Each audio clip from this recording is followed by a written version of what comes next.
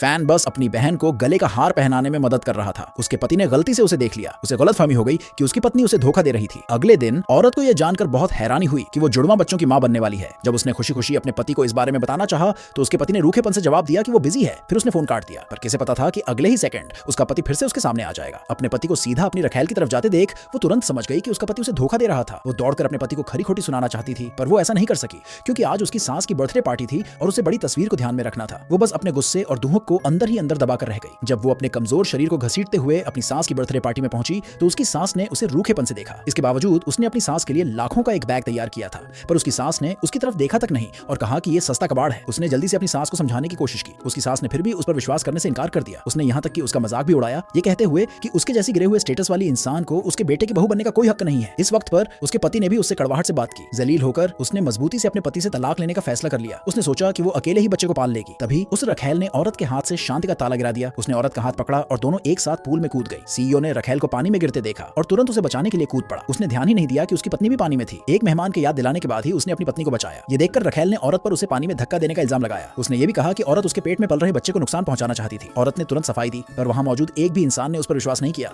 CEO ने बेरहमी से उसे थप्पड़ मारा। उसने धमकी दी कि अगर रखैल के पेट में पल रहे बच्चे को कुछ भी हुआ तो वो उसे नहीं छोड़ेगा। ननद ने भी सुझाव दिया कि उसका भाई उसे घर से बाहर निकाल दे। उसने यहाँ तक कि उसे बेरहमी से जमीन पर धक्का दे दिया। सीईओ देखना चाहता था कि क्या औरत को चोट लगी है। रखैल ने अचानक पेट दर्द का नाटक किया। इससे सास घबरा गई, ये सोचकर कि कहीं उसके पेट में पल रहे बच्चे को कुछ न हो जाए। सीईओ को पहले एक प्राइवेट डॉक्टर को बुलाना पड़ा। फिर उसने औरत को डांटा, ये कहते हुए कि ये आखिरी बार है जब वो उसे माफ कर रहा है। अगर अगली बार ऐसा हुआ तो वो पक्का उसे नहीं छोड़ेगा। ये कहने के बाद सीईओ औरत को उठाने की तैयारी करने लगा। रखैल ने फिर से पेट दर्द का नाटक किया। सीईओ को पकड़ लिया और उसे औरत को बचाने जाने से रोक दिया। उन्हें क्या पता था कि औरत का इस वक्त पहले ही मिसकैरेज हो चुका था। अपने पेट में पल रहे बच्चे को बचाने के लिए औरत मदद के लिए डॉक्टर की तरफ रेंगने लगी। सास और ननद को लगा कि वो बस पानी में थी। उन्होंने उस पर साफ साफ हमदर्दी बटोरने के लिए नाटक करने का इल्जाम लगाया। सीईओ ने ये देखकर उससे बेतुकी बातें बंद करने को कहा। औरत बस उन्हें अपनी प्रेगनेंसी के बारे में बताने ही वाली थी कि तभी अचानक उसका फोन बज उठा। सीईओ ने फोन छीन लिया। ये देखकर कि कॉल करने वाला कोई आदमी था, उसे गलतफहमी हो गई कि वो आदमी उसकी पत्नी का प्रेमी था। गुस्से में उसने फोन जमीन पर पटक दिया। उस पल औरत पूरी तरह से निराश थी। उसने कभी नहीं सोचा था कि उसका कभी प्यार करने वाला पति इतना पत्थर दिल हो सकता है। उसे सीईओ से शादी करने का बहुत पछतावा हुआ, इसलिए उसने तलाक की बात रखी। उसे क्या पता था कि वो प्रेमी असल में औरत का भाई था। भाई असल में प्रेसिडेंट की मां के जन्मदिन के लिए 10 लाख का गिफ्ट लाया था। उसने उम्मीद नहीं की थी कि वो अपनी बहन को एक घटिया इंसान के हाथों परेशान होते हुए देखेगा। इस वक्त